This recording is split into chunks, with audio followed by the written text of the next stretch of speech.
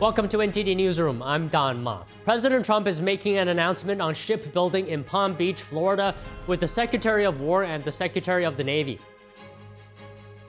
The Trump administration has suspended leases for 5 offshore wind projects off the East Coast. The Pentagon has expressed concerns over its military radar systems. Illegal immigrants who self-deport from the country will get a $3,000 stipend. The DHS warns what could happen if they don't self-deport. Rapper Nicki Minaj surprises by joining Turning Point USA CEO Erica Kirk on stage at Americafest and openly supporting President Trump. We have discussion about this. Drenching rain from a powerful atmospheric river is causing dangerous flooding across Northern California, turning this holiday week into a hazardous one for much of the state. President Trump names Jeff Landry as special envoy to Greenland, why he's chosen the Louisiana governor, plus responses from Greenland and Denmark.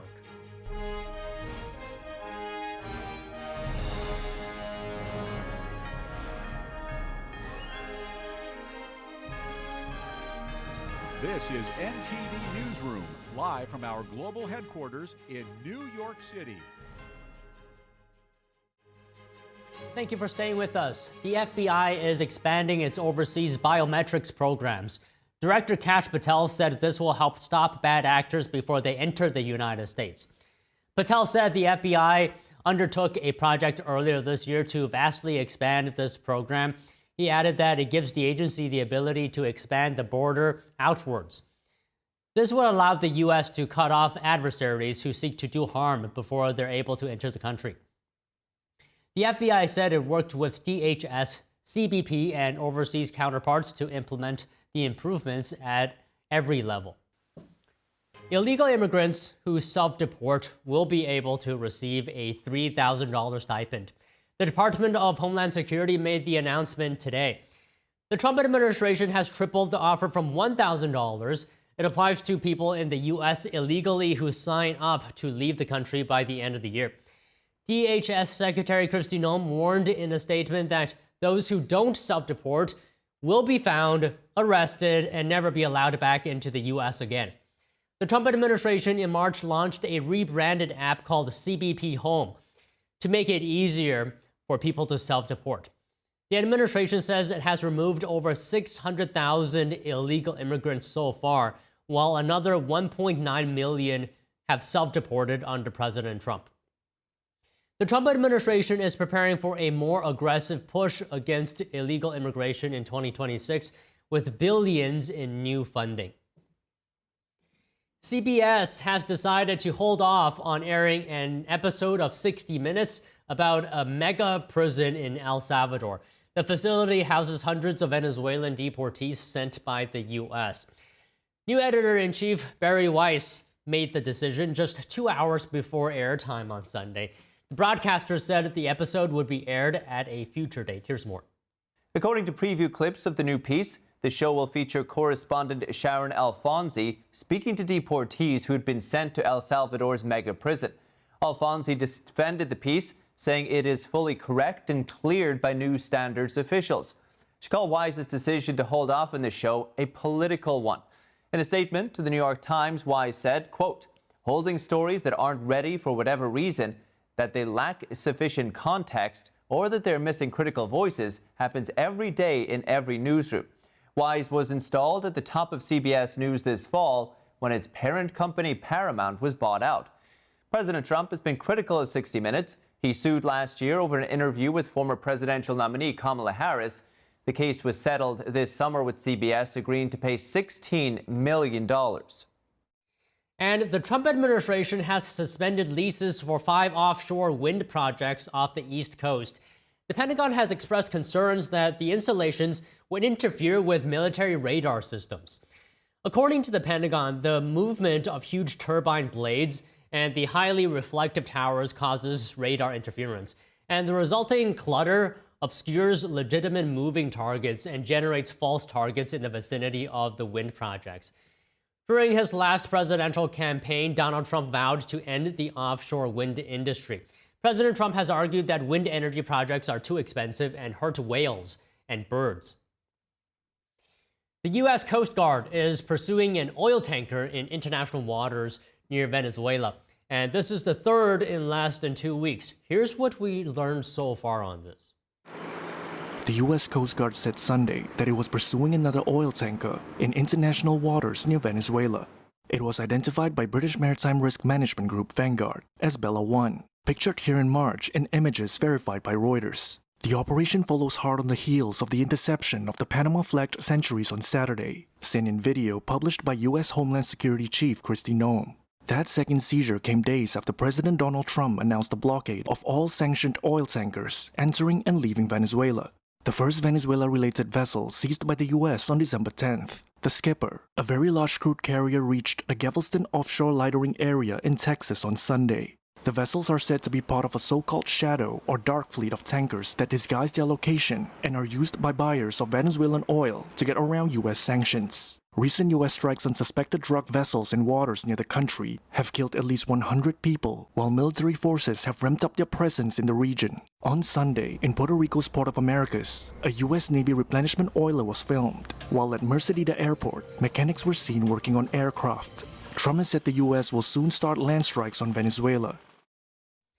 Meanwhile, President Trump announced yesterday that he is appointing Louisiana Governor Jeff Landry as a special envoy to Greenland. Landry thanked Trump for the appointment in a post on X and said that the new role would not see him resign from his current position as governor. In a post on Truth Social, Trump said that Landry understands how essential Greenland is to U.S. national security. He said Landry will strongly advance United States' interest for the safety, security, and survival of U.S. allies in the world. Greenland is a Danish territory that largely governs itself. Trump has said several times the island should become part of the United States. He says the region is essential for U.S. security and has expressed interest in Greenland's mineral reserves. Landry praised the idea earlier this year, while Greenland and Denmark have consistently rejected it. In response to the news today, the leaders of the two nations said the U.S. won't take over Greenland. They demanded respect for their territorial integrity. The White House did not immediately respond to requests for comment. Iran has offered to its support to the Venezuelan regime as tensions with the United States escalate in the Caribbean. Our Washington correspondent Luis Eduardo Martinez has more. The United States seized a second oil tanker off of the coast of Venezuela this weekend. The tanker was en route to Asia, and its cargo of Venezuelan crude oil had been bought by a Chinese-based firm. The Chinese Communist Party buys roughly 80% of sanctioned Venezuelan oil. And on Sunday, the U.S. pursued a third oil tanker, the Bella 1, as it approached Venezuela with no cargo. The tanker is sanctioned and has links to Iran's shadow fleet. U.S. interdiction efforts include not only boarding and seizing vessels, but also prohibiting them from making port in Venezuela. President Trump promised to secure our nation from the scourge of narco-drug trafficking. The kingpin in our backyard is Maduro in Venezuela. What is President Trump's motivation? These boat strikes were initially justified on the ground that we're fighting against narco-trafficking. Then Susie Wiles, the chief of staff, says it's about regime change. That's what this is about. Over the weekend, the Iranian regime confirmed it would increase its support and partnership with Venezuela and denounced U.S. actions against sanctioned vessels. The communist Cuban regime, which relies on subsidized Venezuelan oil, and the Chinese Communist Party have also come out against the U.S. and in support of the regime of Nicolás Maduro. The status quo, that they operate and cooperate with terrorist organizations against the national interests of the United States. Not just cooperate, but partner with and participate in activities that threaten the national interests of the United States. So yes, our goal is to change that dynamic. U.S. lawmakers agree that the Maduro regime in Venezuela poses a national security threat for the United States and is at the center of regional instability, but disagree on whether the U.S. military should participate in regime change efforts. Do you support regime change in Venezuela?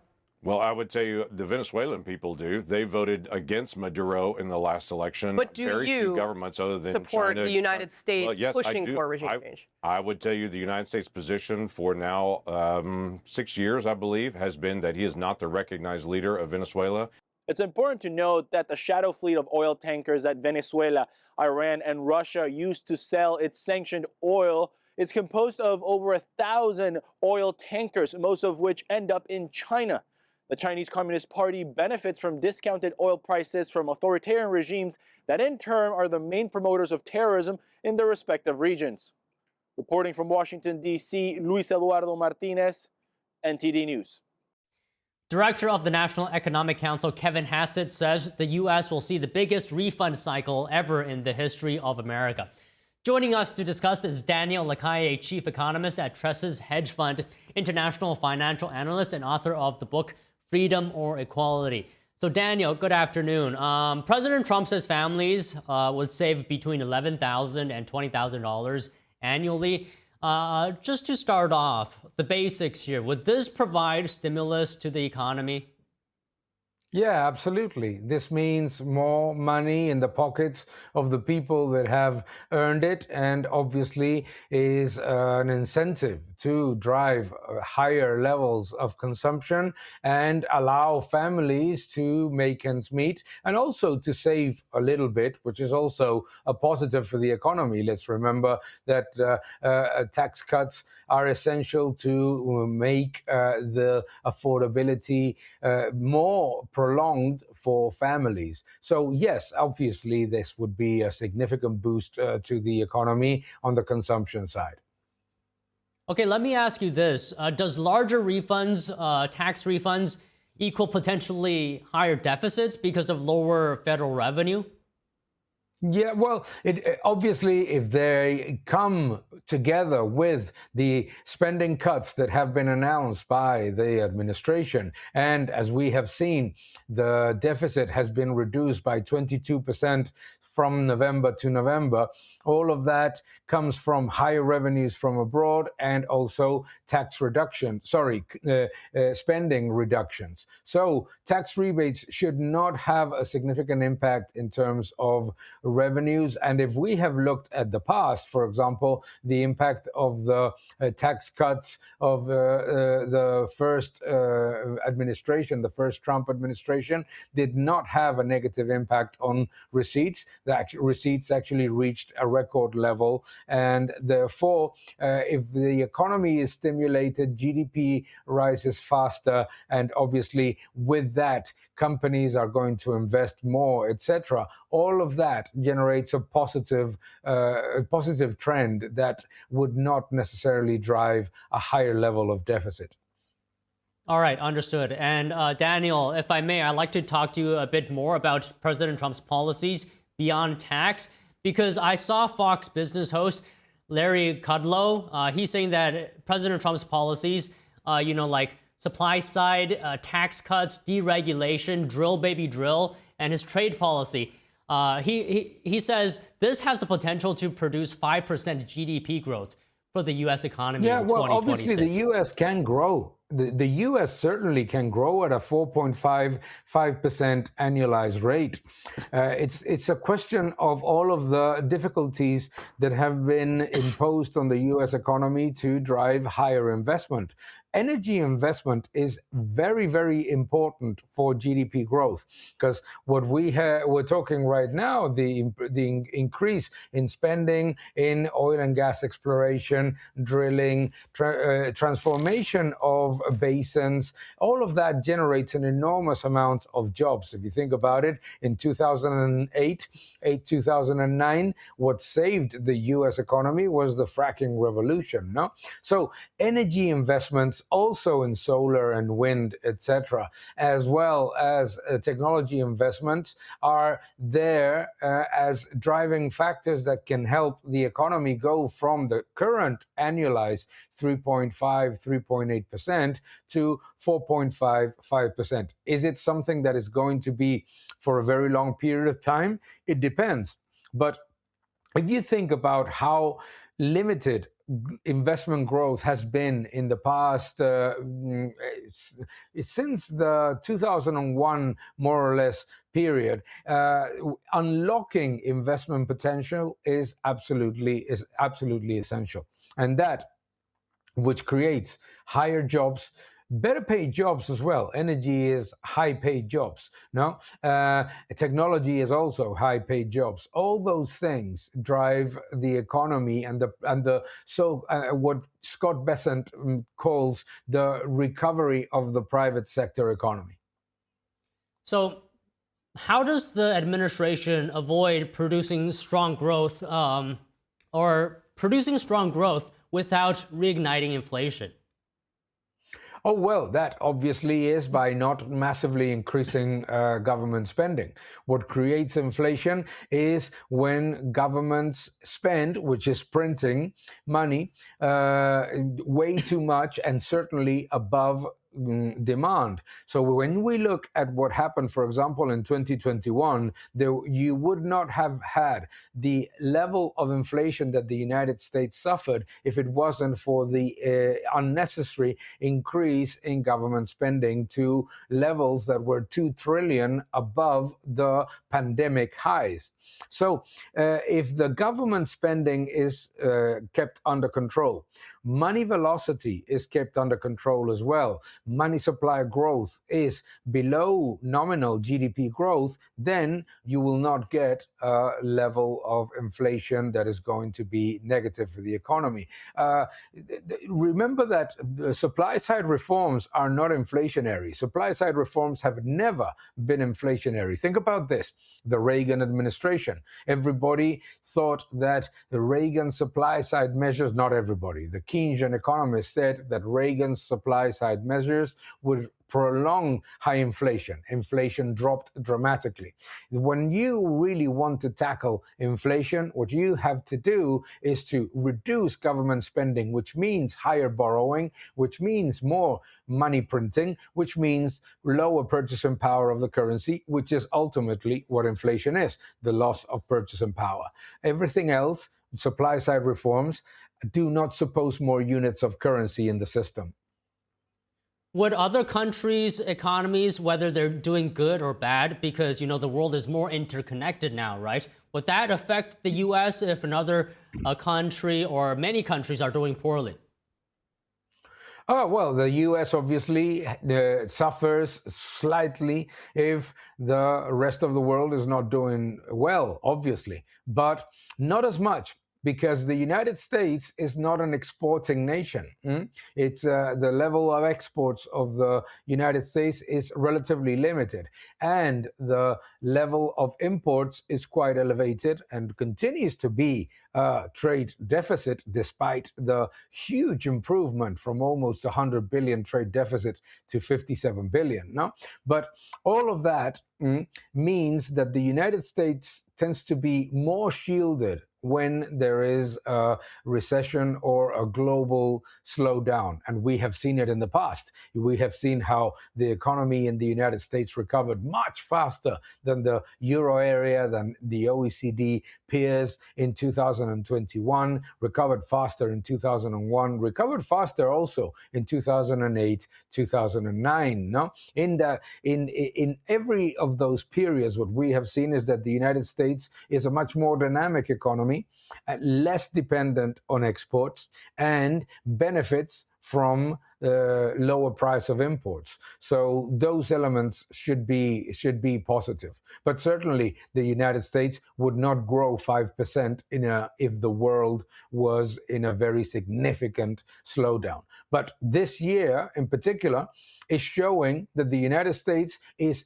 massively better in terms of economic growth than any of its peers. Remember that we're talking about a 3.8% annualized growth in the second quarter. It's expected to be 3.5 to 4% in the third quarter, while Canada, Japan, France, Germany, Italy, the UK, all the peers of the United States in the developed economies are in stagnation. So, and those economies are actually in stagnation. We saw the GDP figures of the UK today, are in stagnation with rising government spending. In the United States, it's 3.5% estimated third quarter annualized growth with declining government spending. And I think that is the key factor. That is what is going to drive inflation lower, slower money supply growth coming from government spending, which means lower printing, which means lower loss of purchasing power of the dollar.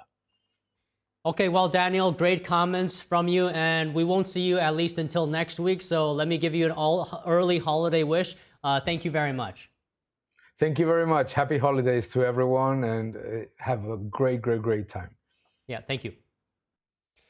Americafest has now come to a close. A 4-day conference held by Turning Point USA. NTD was on site to capture the event, including speeches from some of the biggest names in conservative circles. Speakers included Erica Kirk, Donald Trump Jr., and Vice President J.D. Vance, who was endorsed by Erica Kirk for the 2028 presidential election. NTD's Tiffany Meyer was in Arizona with highlights from the event's final day. The enthusiasm here has been palpable across all 4 days, with attendees passionate about carrying forth Charlie Kirk's legacy. And to end on a high note, even a surprise special guest took the stage. Here's that moment, plus some other highlights.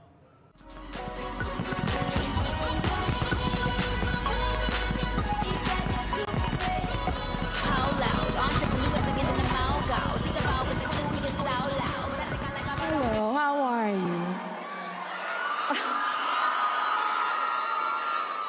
So those of you who know, Charlie was very good about having a surprise for every AmFest.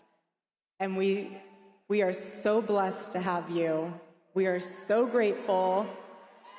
I mean... Thank you. I'm honored to be here. I am honored to be here. Thank you for having me. I have the utmost respect and admiration for our president.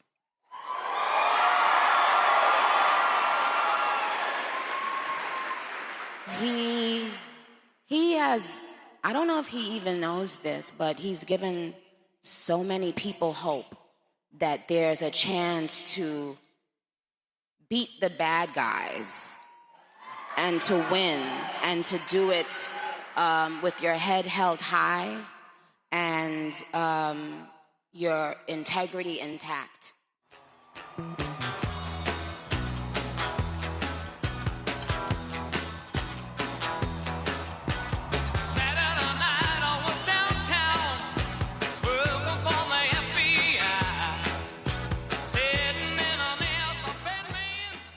He says, "Make America great again," because every American is invited. So if you love America, if you want all of us to be richer, stronger, safer, and prouder, you have a home on this team.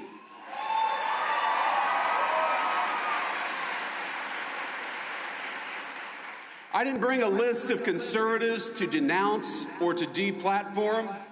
And I don't really care if some people out there, I'm sure we'll have the fake news media, denounce me after this speech. But let me just say, the best way to honor Charlie is that none of us here should be doing something after Charlie's death that he himself refused to do in life. He invited all of us here.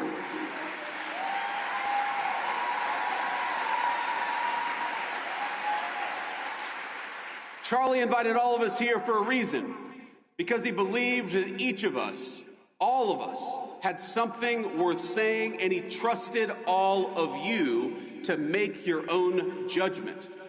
This was the first major conference for Turning Point USA since the assassination of its founder, Charlie Kirk. But if the enthusiasm and numbers here are any indicator, this movement isn't going anywhere. As the speeches on stage have said, it's only growing. And with Erica Kirk continuing Charlie's mission, AmFest 2025 drew in large numbers of female attendees, many of those young women, crediting Erica with drawing them in. And in the spirit of Charlie, several debate stations popped up inside and outside the venue. For as Charlie famously said, when people stop talking, that's when you get violence. That's when civil war happens. In Phoenix, Arizona, for NTD News, I'm Tiffany Meyer. Rapper Nicki Minaj joined Turning Point USA CEO Erica Kirk on stage at Americafest and openly supported President Trump and Vice President Vance. Joining us now for comments is Angie Wong, Republican strategist and political columnist, and we have Democratic strategist Theron Bond. So Theron, Angie, good afternoon to you both. Thank you for being here with us today. So Theron, if I may, I'll start with you. What was going through your mind when you saw the prominent celebrity entertainer, rapper Nicki Minaj come on stage saying she loves President Trump and has the utmost respect for him? Well, I think two things can be true. One, all Black people are not a monolith, which means there are variant beliefs across Black people of a myriad of spectrums. You know, some more influential celebrities have a particular belief. Some of the everyday Black folks have a different belief. But ultimately, to use her influence in her celebrity in this particular way for her to finally get herself entrenched in politics, it reminds me of when Cardi B, one of her rap foes, got involved in politics and was campaigning for Bernie Sanders. So to see her use this in this way, what immediately comes to mind is that she's capping for her husband and her brother, both of whom are convicted felons, just like President Trump. And I would dare say she's probably trying to get pardons for them. Okay, Angie, can I get your view on this? Yeah, I love seeing Nicki Minaj on stage there, and when you listen to what she had to say, it felt like a coming out moment for her. And I can understand that from previously being in the entertainment industry, where you have to be almost a Democrat absolutist to stay working in that industry. So for her to come out and say, "Well, I had my own thoughts about this, and I had to break away." I mean, you saw the entire arena listening to every single word, because I think a lot of young voters, especially those who are going to things like Americafest, they all were kind of conditioned to be slightly Democratic when they're coming out of colleges and whatnot. And then all of a sudden to say, hey, well, there's others like me and I can have my own mind and I can have my own thoughts. I thought that was perfect. The other takeaway from Nicki Minaj is that this really does represent, I think, what we're getting a preview of is a strategy that Republicans will be taking for the midterms as well as 2028, which is to pull in the Black female vote. That is the one base that we have yet to conquer. And I think that Nicki Minaj is the perfect representation for that. Well, let me say, as a Black woman, I don't believe the same things as Nicki Minaj, and I certainly don't support Trump or the ideals of him or his administration. And what this is an indication of is the repeated pattern of Republicans pandering to Black people. But as a Black woman, I'm here to tell you we are more than just sneakers. We are more than just stimulus checks. And we are certainly more than just rappers who are using their platform to help their own personal lives and agendas. Well, Theron, let me ask you, regardless of the motive here, I think you would agree that her appearance would definitely have an impact, whatever that impact may be. Maybe you can speak to this. I would definitely say that her use of this platform has people talking. It created a conversation. It created a stir, a controversy of sorts, which both parties, Republican and Democrat, are associated with for various reasons. But what this also does was further isolate her fan base.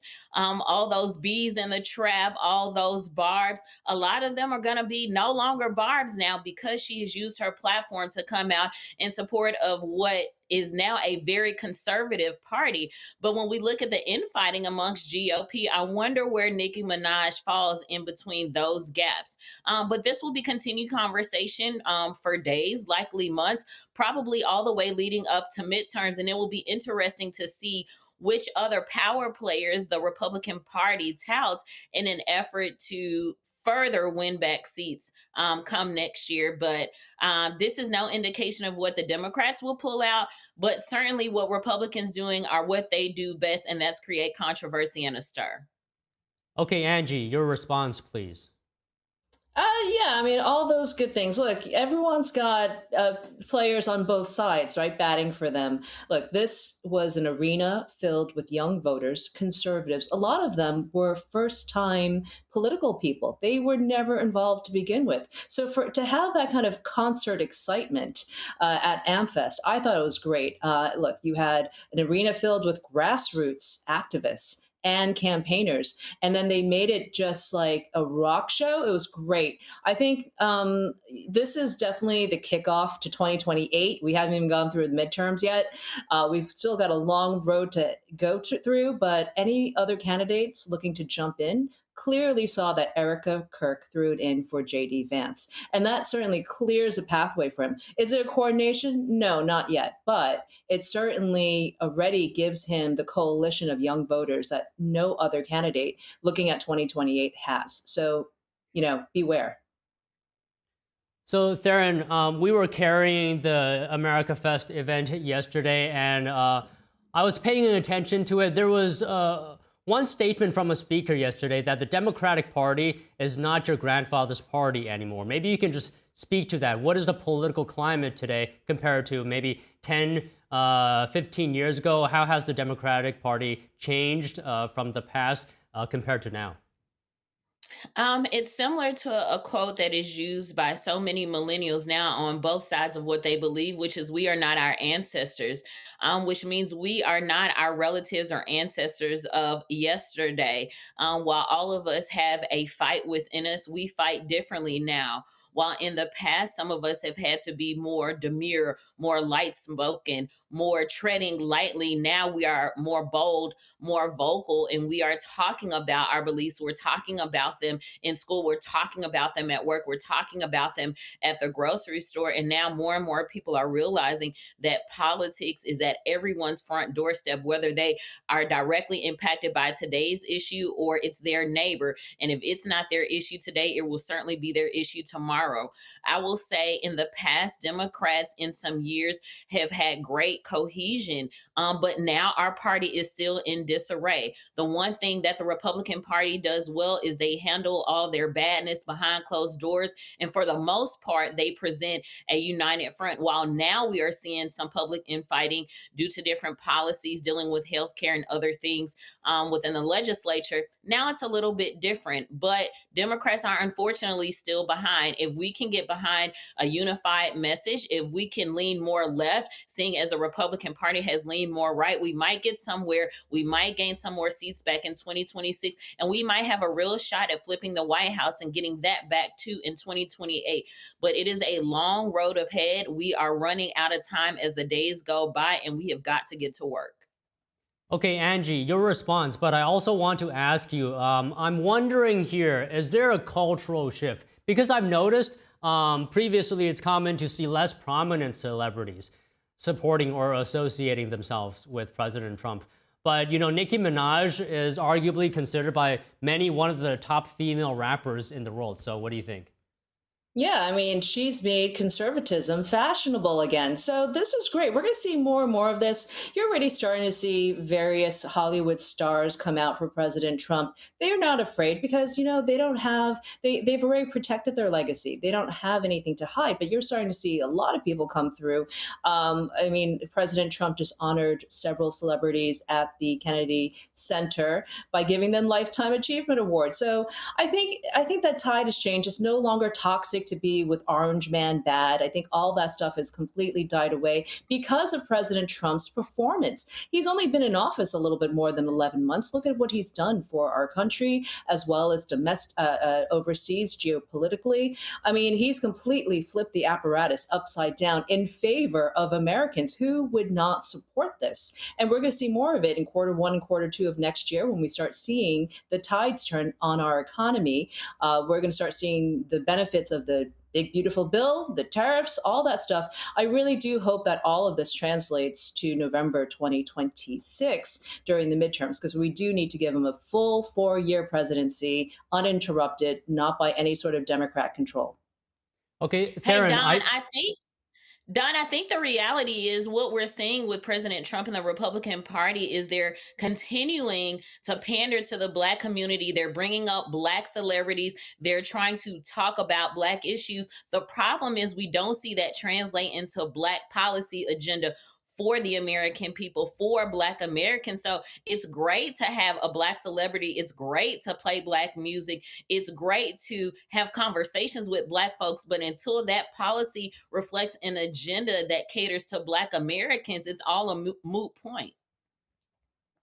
Okay, Darren, I wanted to ask you this. I got your response to Angie, but I have a clip here for you when Nicki Minaj is asked about why she's speaking up about politics. If you could just take a quick listen to this.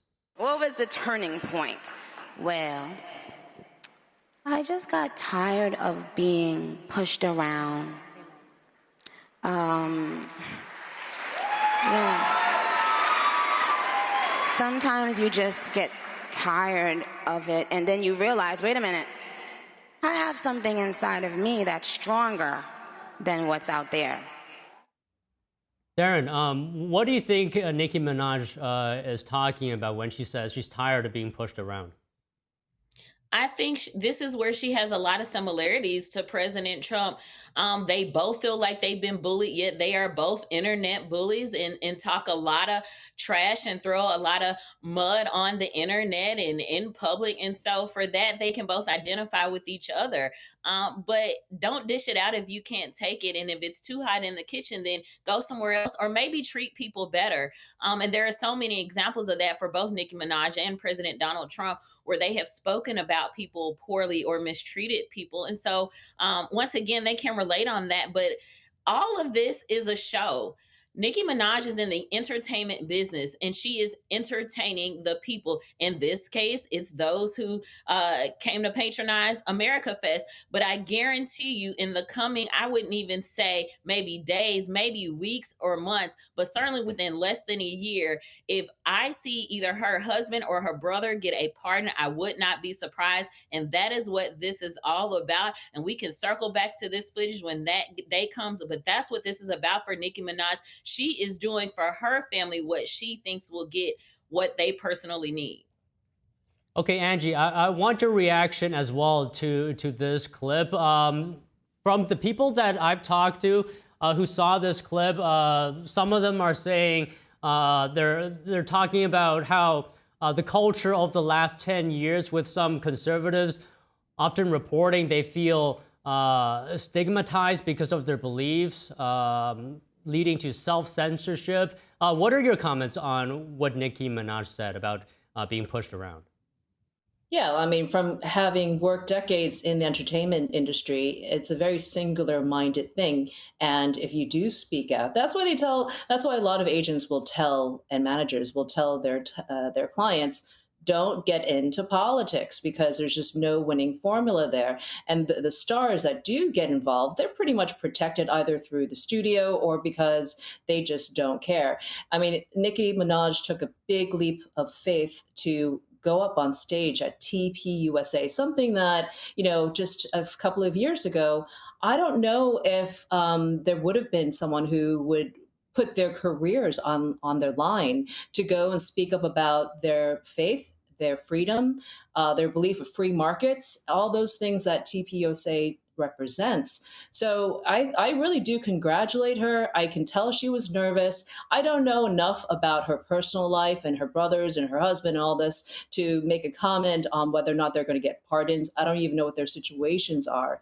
But I will tell you, I don't believe that this is just self-serving. I do think that she put her entire career, her previous record sales on the line to be on stage with Erica Kirk. Yeah, so well, let me take the time to educate the other panelists and viewers. So her brother was convicted of child rape and her husband was convicted of a similar sexually related charge. Both are convicted felons. Okay, so this leads to my next question to you, Theron. Angie is saying that Nicki Minaj is putting a lot on the line here. So I would imagine she's definitely weighing the pros and cons of this, the benefits versus the disadvantages, the shortcomings of this. So what do you think she was weighing? And in the end, why do you think she made this decision, which I would imagine she thought was the better choice? At one point, Nicki Minaj had a thriving career. She is still very much influential, but that influence has declined significantly. The only thing that was on Nicki Minaj's mind at this point was getting a pardon for her brother and her husband. I can't imagine how much she has gone through dealing with the background of her husband throughout her career since they dated and once they got married. It's been a lot. It takes a simple Google search to understand the background of her personally and those folks who are related to her. I guarantee you that was the single focus in doing this, was if she comes out publicly for President Trump, she too can get some relief for her brother and her husband. Nothing more, nothing less. But again, she's very vocal, as President Donald Trump is, in person and online. So she didn't have any fear, or she wasn't nervous, or didn't have any reservations about being vocal. You can even hear that in her rap lyrics. She says exactly what she means. She does exactly what she wants, and she doesn't care what other people think. So I don't think she cared what people think. She had an issue, she had an agenda, and she did what she needed to do to accomplish that. Well, I guess time will find out. I'll give Angie the final thought here because I did start with Darren. So Angie, if you have any closing remarks. Yeah, I mean, I do agree with Theron that everyone who goes up on stage, on any political stage, has their own personal agenda to be up there. It could very well be not personal, but that she also wants to be a rising star in a movement that clearly half the country voted for in November 2024, which is for Donald Trump. I mean, those could be her personal beliefs, or that could just be the wave of where the trends are going. And it looks as though more and more people are removing themselves from the Democratic Party. We saw the numbers just yesterday, 18% favorability. Well, who wants to be part of a party that's going downhill? I mean, we saw the Miami mayoral elections just a few weeks ago. A lot of people aren't ready to make the full jump, especially Democrats, to the full jump going to Republican, but they're certainly now re-registering as independents. So I think that's just the trends that we're seeing. It's not a personal thing with Nicki Minaj. I think maybe she's doing the smart thing by not being part of the Democrat Party, by not going downhill with the rest of the numbers. They don't want that. So I think this is a really smart move for any celebrity who still wants to have longevity in this game. Well, all right. We're out of time for today, but really appreciate both of your comments today. Thank you so much, Theron and Angie. Happy holidays. It may be the most wonderful time of the year, but it can also be stressful on various levels. The holiday travel season is underway, so expect to see lots of traffic and long wait times. Here are a few tips to beat the rush. The year 2025 is ending on a historic note. AAA estimates a record-setting 122.4 million Americans will travel at least 50 miles from home. You've got this 2-week period when people are coming and going during different times. AAA says nearly 110 million will drive, just over 8 million will fly, and close to 5 million will take other forms of travel like buses or trains. For those getting behind the wheel this holiday season, a basic rule of thumb: the sooner you leave, the better. Early mornings are the best. Those are the times that you're going to have the lighter traffic. Also, you don't have the buildup and more opportunities for there to be crashes or construction later in the day. If you're heading to the airport, be proactive before pulling up to the front doors. Do everything you can before you get to the airport. Reserve that parking. Check into that flight. Prepay for checked baggage. It's really going to save you time and heartache when you get there. And as for those procrastinators who may still be looking for a last-minute bargain on a plane ticket, there's always weird things going on with airfare, so you can probably find a cheap deal to fly. But is there value in that flight? Is the layover 3 times longer than it normally would be? Is it going to take you 3 times longer to get to your destination? Severe flash flooding swept through Redding, California yesterday, leaving at least 1 person dead. Heavy rains also flooded highways and roads, causing several vehicles to be stranded. The mayor of Redding said that local police and fire crews have been performing water rescues while workers clear roads and utility companies work to restore power. Officials are urging motorists to exercise extreme caution and avoid flooded streets. Another coastal storm is expected to hit the West Coast on Christmas Eve, with Southern California bearing the brunt of the storm. Authorities are expecting potential for flash flooding and mudslides, especially across wildfire burn scars. Utility crews in San Francisco are working to restore power to thousands of residents and businesses. Pacific Gas and Electric says a widespread outage on Saturday affected about 130,000 customers. The utility company says the outage was caused by a fire at an electrical substation. Early this morning, there were still about 10,000 customers without service. The mayor of San Francisco took to social media to address those still affected by the outage. They're slowly chipping away at it. We expect full restoration by 2 p.m. tomorrow, according to PG&E. So take care of yourselves, be safe. And as we head into Tuesday night, there is another storm coming. So if you have power right now, I want you to get prepared with flashlights, with some food, because we just don't know what's going to hit us in terms of weather and wind on Tuesday night. So we could see more power outages later this week. The first outages were reported at around 1 p.m. Saturday, with the grid stabilized by 4:30 p.m., halting any additional outages. Local media reported that the fire was under control by 6 p.m., and officials say the cause is under investigation. The outage occurred during a busy weekend for holiday shoppers, bringing major congestion after traffic lights lost power.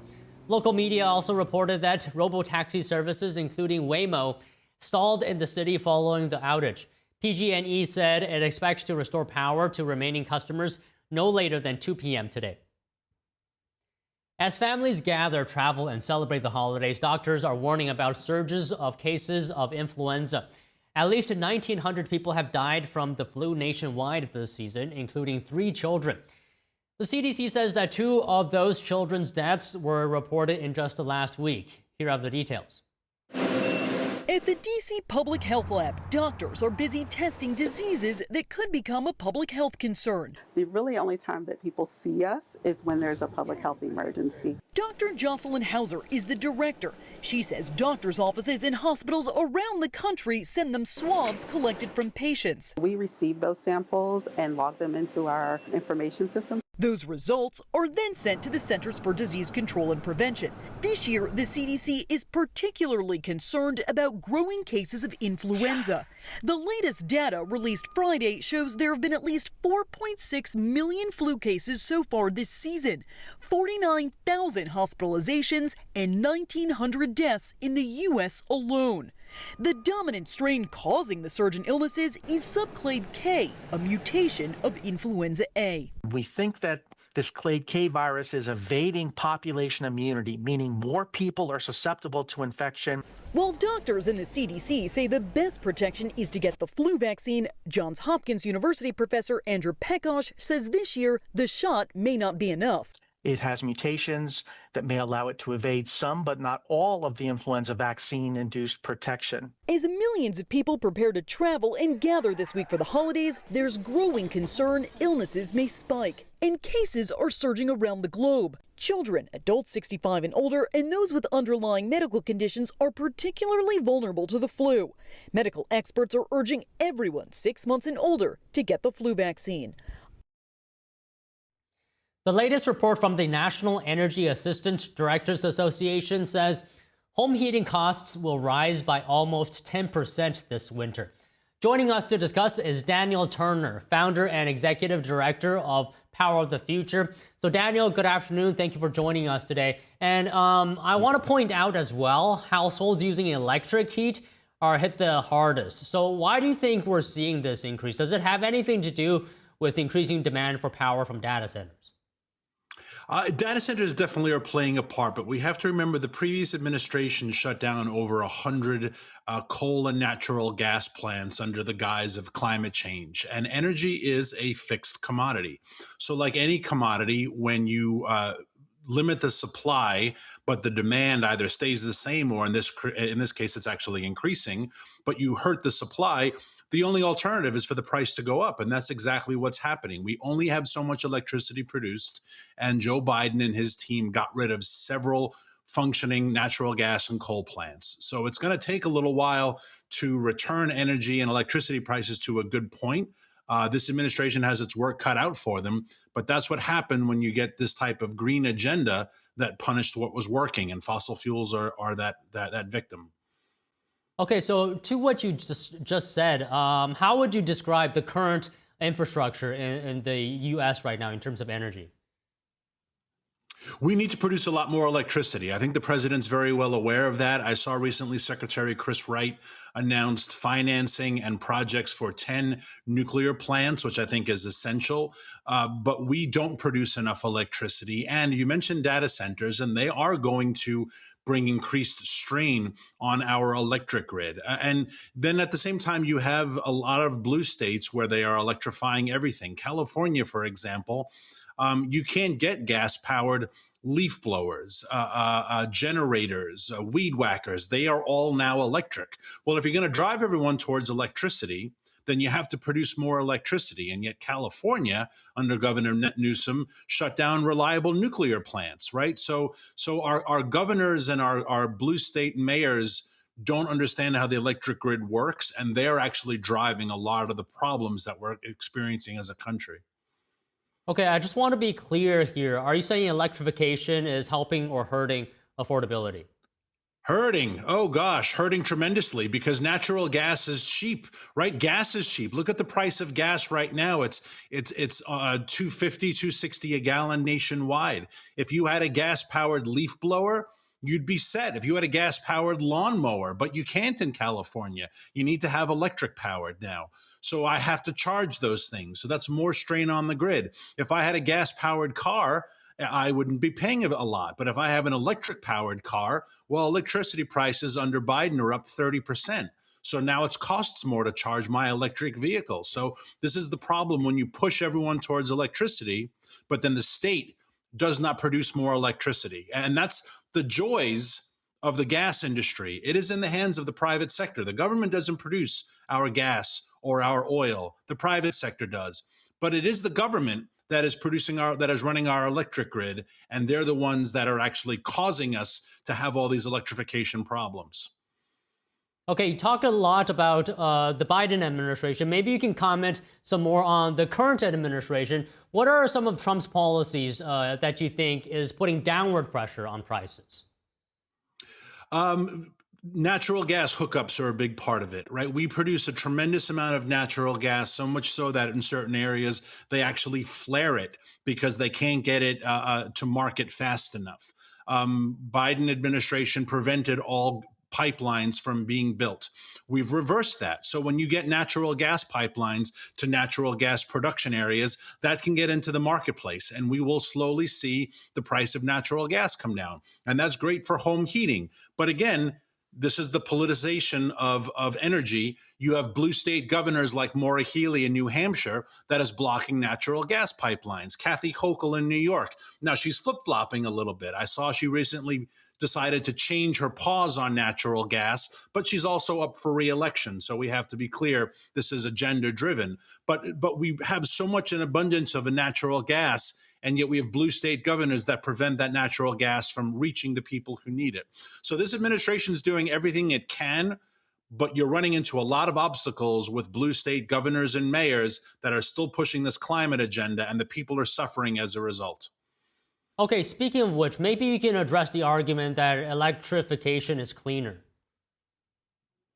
No, clean is a nonsense phrase, right? We have to be careful in the energy space when we start adopting the language of the left or adopting the language of those who would do us harm. Clean, green, net zero, renewable, carbon neutral, these are all made up phrases. They have absolutely no foundation in science. They have no foundation in truth.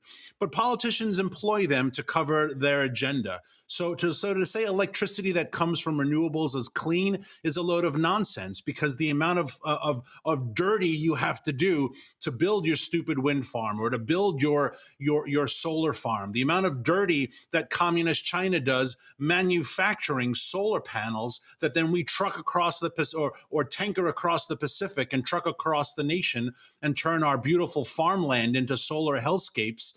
How is that clean, right? So clean is a made-up phrase that the climate movement likes to use to shut down reliable fossil fuels. And so I'll never buy the argument that something is quote unquote clean because my enemies try to label it such. Okay, just in closing, how strong is energy security in the U.S. right now? headed in a good direction, but not nearly as strong as it needs to be. I think what's happening in Venezuela is a testimony to that.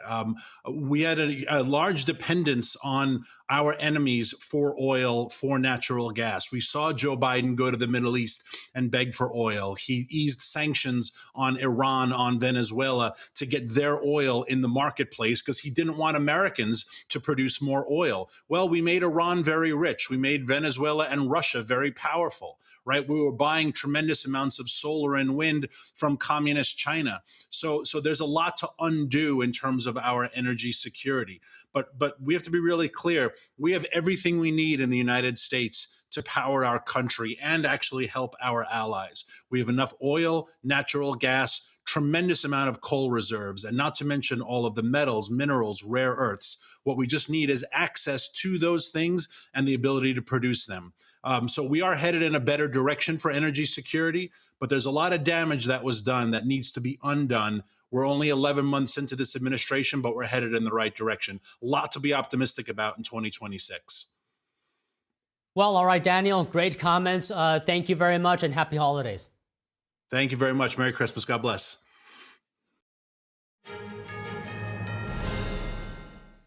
Each year, Dyker Heights, Brooklyn puts on a community display of holiday lights that attracts people from all over the world. NTD Shawn Marshall was there to capture some of the magic of this holiday tradition. The world-famous Dyker Heights holiday lights. People come from all over the world to walk around Brooklyn for a night. If you're ever in New York City during the month of December, then the world-famous Dyker Heights holiday lights is a hidden gem great for a family outing. It's outside of the busy city in Brooklyn, but it can still be packed with people and traffic around some of the more colorful houses. Yeah, I took my grandma out here. I'm visiting her in New York for the weekend. So I flew out and we decided to kind of take a little trip and look around. We went and ate at a little Italian restaurant right before this. And so, yeah, we just wanted to get in the Christmas spirit. And I heard about this like from TikTok, I think. This is our sixth time to New York. We've never been to this area. So we heard the lights are very nice during Christmas. So it's our first time here in this neighborhood. Nice. What do you think about the lights? You ever seen anything like this before? Oh, it's beautiful. The houses are lovely. Every house has its own unique designs. So this one right here, I don't know, it looks like a mansion itself. But yeah, it's lovely. There are a couple of different story versions on how the lighting tradition started. Local historians say it started in the 1940s. And one of the early extra extravagant houses was that of Lucy Spada at the famous 84th Street home, where every inch of the property is decorated to honor her mother's passing. The Spada house tradition has been going on for over 40 years and uses the fame to give to local charities. What do you think? Have you ever seen anything like this before? I have not. I come from a very small town that has like 5 houses. Not actually, but we have maybe one house decorated a year and they play on the radio station and the lights sync up to the music and it's super cool, but nothing like this at all. This is amazing to see all the houses decorated, and I actually just met somebody down there that was raising money for St. Jude, and my sorority fundraises for St. Jude, so it was really cool to see that and see people putting like their money towards something good and seeing how like this can affect other people outside of just like the people in this neighborhood as well. It's really cool. Now the entire area has become a popular tourist destination, with buses bringing in groups of tourists and locals to wander around together. So are your kids around? Are they getting to enjoy this as well? They're napping in the car right now, so we're just walking them down the street and be staying close by. So they'll miss a little bit of this, but it's okay. It's something different, right? We normally go down to the city, and it gets really busy there, so we wanted to try some new area. Dyker Heights is the first time we've been here. And well-known businesses getting in on the tradition.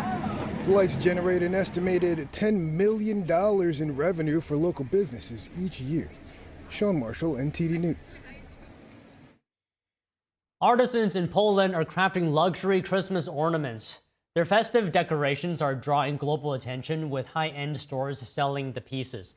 NTD's Andrew Thomas has more on the effort behind each ornament. This is Glitter Lab. The family-run business sells ornaments, but owner Barbara Mostowska says the pieces aren't just for the holidays. These are ornaments we hope our customers have in their homes, whether on hangers or in display cases, year-round, and not just displayed on the Christmas tree. We like to think of our products as simply home decorations, jewelry for the home. Glitter Lab's ornaments come in a variety of shapes and intricate designs. One of their exclusive designs for Harrods, the yellow floral bauble. People increasingly value handmade craftsmanship. In an age when you can buy anything anywhere for next to nothing, something made from scratch here in a European country, with honest work and thoughtfulness, is truly valued by customers. Glitter Lab's workshop has been operating for more than 80 years in southern Poland. Mostowska is the third generation of her family to manage the business. My grandparents opened a company right after the war, Second World War, where they produced glass cigarette holders, then éprouvette, I think that's the word, tiny bottles for cake fragrances, and then tiny baubles, then slow-blown baubles, the ones we all know from childhood, some swans, mushrooms, that sort of thing, pine cones. Each piece of glassware is made by hand. A team of 5 crafts each ornament. Designer Mariola Kola explains their process. We are artists, after all, because we must be truly creative. Our imagination knows no bounds, as we experiment with a variety of materials that other companies will only know how to use after us. Kola is the most experienced designer at Glitter Lab. She describes the satisfaction she derives from her work. My favorite moment, the one I look forward to from the very beginning, as soon as I start working on a bauble, is the client's approval, without any corrections. It means I've met their expectations, their taste, and that's the greatest joy for me. I couldn't ask for a greater reward. Glitter Lab staff are dedicated to their work. The company's customer service representative says their customers are too. It's like collecting completely different things. Stamps, coins. It's the same with these baubles. And I think that's the point. The desire to own something unique. If it's handmade, the price automatically goes up. And here, all our baubles are handmade. So each bauble is unique. Kucharska says she's yet to see an unsatisfied customer. Andrew Thomas, NTD News. President Trump making an announcement at Palm Beach, Florida, with the Secretary of War and the Secretary of the Navy. We have that after this break. Don't go away.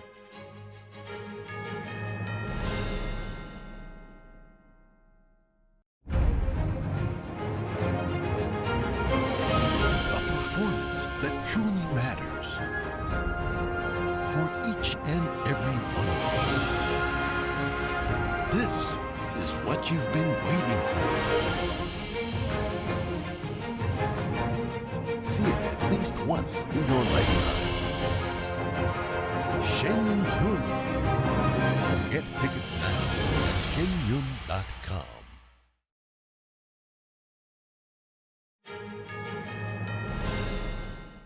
Joining us now is Michelle Stieb, founder of the Free Up Foundation and author of the book Answers Behind the Red Door, Battling the Homeless Epidemic. Her book is based on her 13 years as CEO of Northern California's largest program for homeless women and children. She is also a visiting fellow with the Discovery Institute's Fix Homelessness Initiative. So Michelle, thank you so much for joining us today. And I just wanted to talk to you about this funding program. A federal judge blocked President Trump's and his administration from imposing new restrictions on more than $3 billion in grant funding used to provide housing and other services to homeless people. So to start off, maybe you can just give us some background here. What is this grant funding program? What does it cover? Yeah, so the hearing that you're referencing happened on Friday. It's in a court that is presided over by an Obama-era appointed judge. And as we've seen in many other areas, issue areas across the country, elections have consequences, and the American people voted for the Trump administration in large part because they wanted change in a lot of areas, and including homelessness, which has become one of the most significant human catastrophes in the United States to date. And in fact, it is one of the most plaguing issues on the minds of Americans right now. They are watching people literally disintegrate in front of them on the streets, and in a way that has just gotten so much worse over the last decade plus. So if I may give a little bit of context, what the judge said is the Trump administration wants to implement change. They want to reprioritize mental health and drug and alcohol treatment. They want to move people out of encampments into treatment programs. They want to dramatically improve public safety by moving the homeless, off the streets and into programs that keep them safe and that, give them the treatment they need so they don't commit acts of violence against innocent people. We've seen so much of that lately with Irina on the train in North Carolina, with the woman in Macy's who literally in New York City last weekend nearly fatally stabbed a woman changing her baby in the restroom who had just gotten out of a mental health facility prematurely. So what President Trump and his administration have said is we need to change the way things are going. They are not going in the right direction. When President Obama put this policy in place in 2013, he literally said this housing first policy that the Trump administration is trying to change. He said, President Obama said it was going to end homelessness in a decade. Despite a 300% increase in public spending, despite his promise, homelessness is now at the highest point ever in the nation's history. It's almost 35% increase. So President Trump and his administration have said, enough is enough. We've got to make changes. We got to reprioritize mental health and drug and alcohol treatment. We need to reprioritize transitional housing and shelters that provide services. And this judge is trying to block that kind of very necessary change to reverse our nation's homelessness trajectory. Well, thank you for that background, a very clear explanation. So in your view, do you think these changes that the president and his administration is proposing will be positive to take on this issue of homelessness? Oh my gosh, 1000%. One of the things I neglected to mention is the death rate under this Obama era policy is up 77% amongst the homeless population. We have got to do things differently. And yes, under the last 12 years, we have not prioritized mental health and drug and alcohol treatment. We've just given people keys to an apartment that are struggling with homelessness and expected that that was going to help them, that was going to solve their issue. It hasn't. It's been a massive failure. So yes, we need to reprioritize drug and alcohol treatment, mental health treatment. We need to put people in transitional housing so that they eventually can learn to and develop the skills and pay their bills and afford their own housing. We don't need to be giving lifelong subsidized housing to the homeless as we've been doing the last 12 years, especially housing without treatment services that they desperately need. Okay, Michelle, maybe you can address one of the arguments out there that, with this change, potentially individuals, with families, with children, they could lose their house in the middle of winter. Yeah.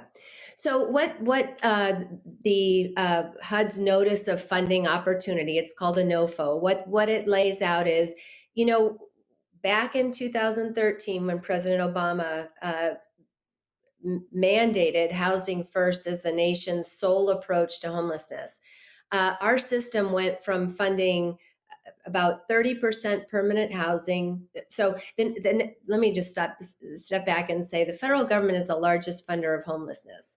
they distribute most of their money through local governments.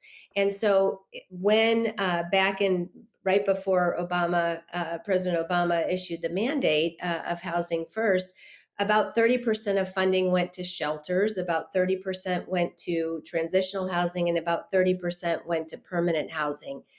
When the one-size-fits-all Housing First mandate was instituted in 2013, about 90% of funding shifted to permanent housing. And what they're saying in the NOFO, what HUD is saying in the NOFO is we need to go back to a system where we have shelters and we have transitional housing and we have permanent housing for those who need it. But not everyone who's been given permanent housing needs it. So the Trump administration is not kicking people out of options. It is saying there are only up to 30% of those struggling with homelessness that need lifelong housing without rules. And we need to prioritize those people in the permanent housing units. The others who have capabilities and can, build job skills and recover from the issues that led them to homelessness, whether it be addiction or mental illness, those people, let's put them in programs that help them build their job skills, build their capacity to afford their housing on their own. And that's what this is doing. So there's going to be some transition. There needs to be some transition. We are at the highest point ever in our nation's history in terms of homelessness. But this is a good plan, and we need to support the president and this administration in implementing this plan so we can reverse the nation's homelessness trajectory. Okay, Michelle, I just have one more question, and if I may, I would like to tap into your personal experience on this issue. From what you've seen, what would you say is the single most helpful thing to perhaps help a person reintegrate? You know what? I think the most important thing is to give them the vision that they can. What we've been saying to people the last 12 years is, you don't even need to bother to try and, rebuild your life or get sober or address your mental illness. We're just going to give you housing for life and you don't have to do anything. And that's like soul killing, right? Human beings need purpose. They need to know that they belong and that they can contribute. And we've killed that in the last 12 years. So it's really giving them the vision that they can do so much more with their lives and the tools to begin to do that. It takes a lot of love and encouragement as well. But now, up until the policy, proposed policy changes, we've just been killing the human spirit. And it's just been a shame to watch it, because I have seen thousands of women and children come from the depths of despair when you give them hope and you give them the vision for a very different life and you give them the tools to realize that. Yeah, very inspiring comments from you, Michelle, today. Thank you so much, and we wish you happy holidays and Happy New Year. Yeah, Merry Christmas, and thanks for having me on again. Good to see you. Good to see you too. Spain's Christmas lottery has selected its winning number. The jackpot went to the northern region of Castile and Leon and part of Madrid. Known as El Gordo, the winning number is sold multiple times, can go to winners across several regions. The event draws the attention of most of the country every December 22nd when school children call out the winning numbers. In the months leading up to the event, relatives, co-workers, groups of friends, and clubs often pool their money to buy the ticket together. The televised draw dates back to 1812. Tickets cost around $20. In various regions around the world, countries are celebrating Christmas. We take you to some popular sites and attractions in 4 places ripe with Christmas spirit. The grounds of a family's property in a central Croatian village has grown into a major Christmas attraction. It started off as a small family affair, but these days, thousands of people come to visit. It all began with 82-year-old Zlatko Salai, who grew up in poverty here. He lit up a tree to ensure his family enjoyed the festivities he never experienced. Around 5.6 million lights now decorate the Salai family estate in Grabovnica village. In 1986, my father began by decorating a single pine tree. After that, it turned into decorating 2 pine trees by the bridge, and next, in 2002, we also decorated the park we had planted. That year, we started decorating the estate the way we do it today. Still in Eastern Europe, streets and squares across the Russian capital have been decorated with festive lights and Christmas trees, and special venues have opened to the public. A portion of Manyasnaya Square has been styled to resemble a 19th century historical estate. A Christmas fair showcases traditional food and beverages and is decorated with traditional Russian toys. An intricately designed ice skating rink in the city stretches 1 mile along the bank of the Moscow River. The Festival of Impressions runs from December 1st to February 28th and includes more than 15 venues. These include historical estates, where we invite our guests to learn something new and immerse themselves in the city's history, as well as venues at public city events, such as the Journey to Christmas Fair. Even warmer weather countries in the southern hemisphere are enjoying Christmas activities. The historic downtown of Brazil's Sao Paulo was decorated with Christmas lights and projections, highlighting the architectural heritage of Latin America's largest city. And even with the seasons flipped in the southern hemisphere, a temporary ice skating rink was open, an unusual sight during Sao Paulo's hot weather. A special Santa Claus village has also been set up, with appearances by a hot weather Santa Claus. A local family enjoyed the festivities. See, it had been a long time since we'd seen the lights like this. It's the most beautiful thing, especially here at Catedral de Sé. For us as Catholics, seeing Catedral de Sé, symbolizing Christmas and the birth of Jesus, and especially showing Peter, who was the first bishop of the church, is very special. It's truly beautiful and very moving. And back in Croatia, but this time in the country's capital city, an award-winning Christmas market delights visitors. Zagreb's Christmas market was voted the best in Europe 3 times. The city also hosts live performances and a winding ice skating rink.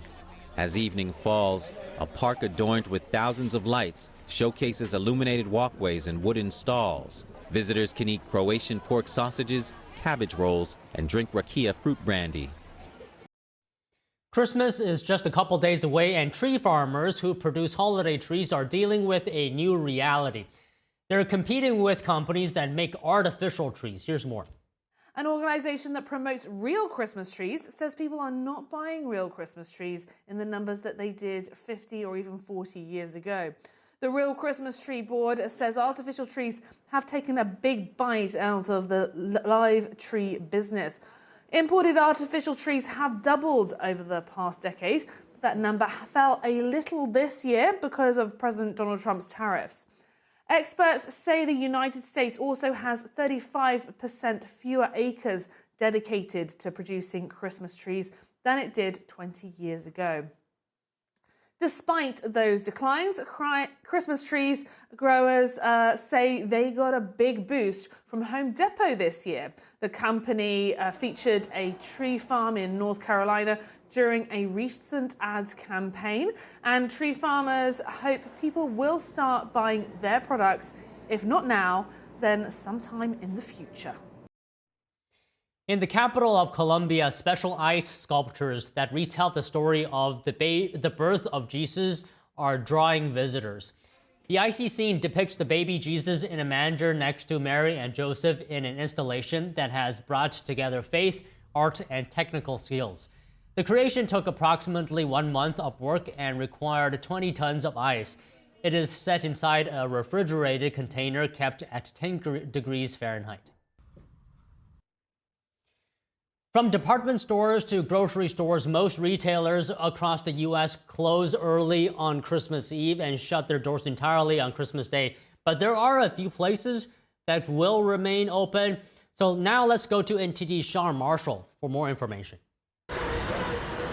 Whether you're trying to find a Christmas gift at the very last minute or just looking to get out of the house, these are a few of the major chains that are open or closed on Christmas Day. If you forgot to buy a gift for a relative or friend coming into town and it's already Christmas Day, you won't be able to shop at Walmart, Target, or Costco. All three of those stores are closed on Christmas Day. If you need some last-minute furniture or home improvement items, Home Depot, IKEA, and Lowe's will be closed. Macy's stores are closed for Christmas, so no returning items or picking up last-minute gifts from there. Some other grocery convenience and retail stores that are closed on Christmas Day are Aldi, their stores will be closed, along with Publix, Rite Aid, Sam's Club, Whole Foods, and Trader Joe's will all be closed. Don't worry, there will be a couple places open on Christmas Day. Safeway has many stores closed, but there will also be some locations open with adjusted hours. Sheetz and most 7-Elevens are open 24/7. Including on Christmas, but some location hours can vary. And Walgreens, Starbucks, and McDonald's are open for Christmas Day, but hours can vary on those locations as well. So burgers, fries, and coffee will still be open options for all your fast food and caffeine needs. Sean Marshall, NTD News.